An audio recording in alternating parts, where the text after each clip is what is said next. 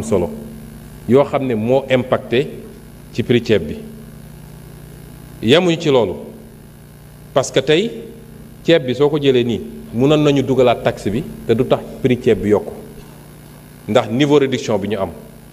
est-ce que loolu dañuy jël maintenir génne prix taxe bi wàññiwaat ngir ceeb bi wala dañuy dugal taxe bi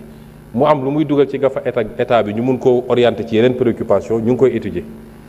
waaye dama lay wax rek ni yitte la boo xam ne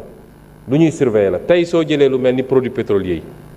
ak li xew ci àdduna bi ñu commencé seeni guerre commerciale ba léegi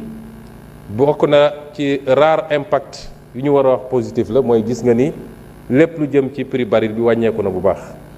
moo tax ñun immédiatement dañuy mettre en place le dispositif pour xool loolu yëpp nuñ koy répercuter ba consommateur bi sénégalais bi mun koo yëg man mi mettre na en place un comité moom le ministre de l'énergie moo koy jiite ministre des finances nekk ci yeneen ministres yëpp ci ni ñuy def ba wàññi prix courant bi ci ménage yi waaye ñu ciblé ko ñu fexe ba ménage yi nga xam ne ñoo gën a ndóol te boo jëlee fichier RNU bi nga xam ne ANSD moo koy defar nu mu tuuti mat na 500 000 ménages ñu ne ñii ñooy ñi gën a ndóol ci Sénégal ñu fexe ba ñooñu ñooy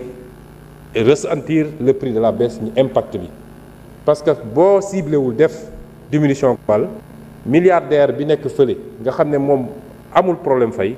day bénéficier des subventions au même titre que ki nga xam ne moo gën a ndóol kon loolu ñu ngi koy liggéey ci énergie bi noonu lañ koy liggéey ci yeneen ak yeneen mais la vraie solution moo tax ci 1 an mënuñ ñu laaj solution bi la vraie solution mooy ñu produire li ñu permettre ñu am autosuffisance ñun suñu bopp gis ngeen ren effort yi ñu def ak résultats yi ñu am ci pomme de terre bi war ko mën a am ci soble bi noonu lañ ko bëgg a defee ci filière yëpp muy filière u ceeb bi muy filière u élevage bi pot cuir et lait soo demee ci vision 2058 yooyu yëpp dañ ko définir ay filières yoo xam ne dafa am ay politique yu ñuy appliquer parce que réew fii léegi li ëpp li ngay soxla ci la ngay consommer da nga koy jëlee ci àdduna tu continues à être vulnérable maintenant nga laaj nag suñu defee ñun suñu effort ba wàññi nu ñuy def ba spéculation bi bu mu am loolu tax ñu jël justement les 1000 volontaires dans les régions renforcer kook li fa newoon déjà ci contrôle économique état bi dina jël ay matuwaayam am na lu ñuy liggéey li ñuy tuddee le marquage ñu ngi liggéey ci un système de marquage des produits ba nga xam ne à temps réel par exemple ceeb bu dugg si ñu marqué ko xam kañ la fi dugg ak jamono jooju cours mondial bi ñaata la woon bu demee ba ñu ne cours mondial bi changé na en hausse ou en baisse ñu mun koo suivre ba nga xam ne tant que ñu ngi ci stock boobu commerçant bi warul mun a jaay plus que ce prix parce que xam nañ ni mu ko jëndee woon à la base bu ko defee dinañu am une régularité ba pare nag fexe ba le premier contrôleur mu doon le consommateur c'est-à-dire bu ñu nee ça c'est un domaine où le prix est administré où le prix est réglementé yow nga dem sa boutique ñu ne 100 lay jar nga gis commerçant bi di affiché 120 ñu def numéro vert ñu am tous les mécanismes nga mun a woote ne ah man de sama koñ commerçant bi mu ngay jaayee 120 ñu ñëw immédiatement fekk ko foofu et loolu dinañ ci jël aussi ay matuwaay dans le cadre de la réglementation kon priorité président de la République mooy la ñuy liggéey dañ koy liggéey graduellement muy dem mais en attendant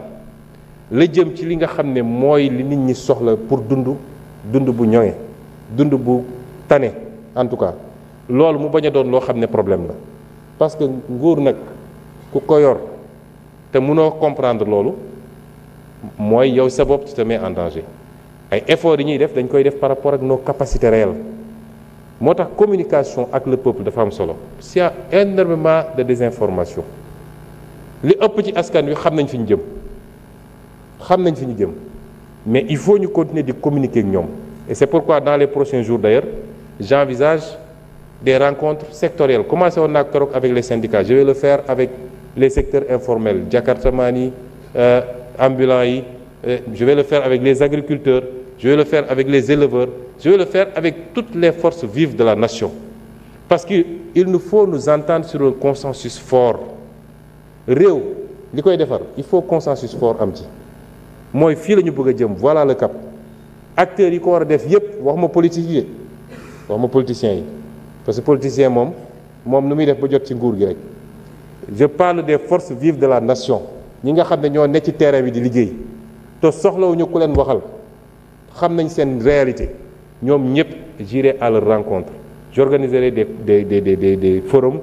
des forats yoo xam ne échange lay doon ci la nga xam ne mooy suñu jubluwaay production bi tam ba léegi nee naa mooy le cœur de nos préoccupations mbay mi muy culture vivrière dugub bi ceeb bi ak yeneen yi nga xam ne moom la ñu soxla fii ci suñu réew moom la ñuy dundee mboq mi mais également les cultures yi nga xam ne dañ koy def pour am xaalis pour liggéey gis ngeen ren effort yi ñu def ci wàllu gerte gi parce que yëpp day complété wu plus nga yokk pouvoir d'achat wu ñooñu les producteurs. Jërëjëf. Honorable député Ousmane Ciss, vous avez la parole.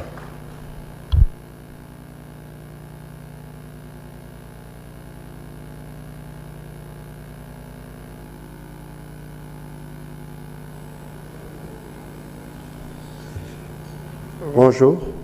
chers collègues. Merci beaucoup, Monsieur le Président. Je pense que c'est une